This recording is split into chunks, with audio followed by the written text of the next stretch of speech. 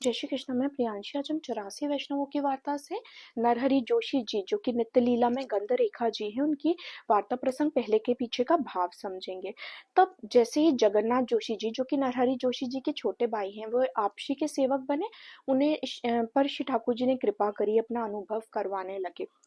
उसके विपरीत यहाँ पे अगर हम नरहरि जोशी जी को देखें, तो उनके मन में ऐसा एक अहंकार था कि मैं बड़ा भाई हूँ। जगन्नाथ जोशी जी उनके छोटे भाई थे, तो उन्हें लगता था मैं मुझे ज्यादा समझ में आता है।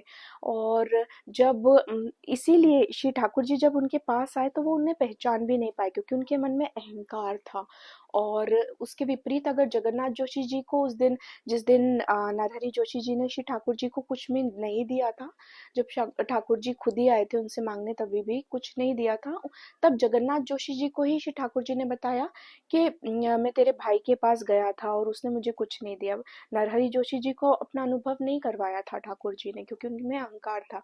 और जब जगन्नाथ जोशी जी ने बड़े प्रेम से अपने बड़े भाई को समझाया कि वो स्वयं ठाकुर जी ही कृपा करके आपके पास आए थे, तब नरहरि जोशी जी का मान मर्दन हुआ।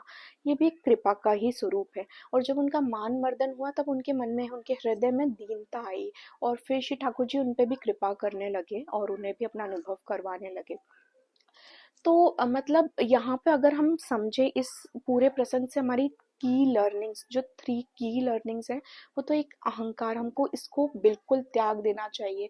और दूसरा, कोई भी वैष्णव जन है, वो एज में हमसे छोटा है बड़ा है, वो वैष्णव है। और यहाँ पे कोई कंपैरिजन नहीं है कि कोई श्रेष्ठ है कोई तुच्छ है, हम सब वैष्णव जन है।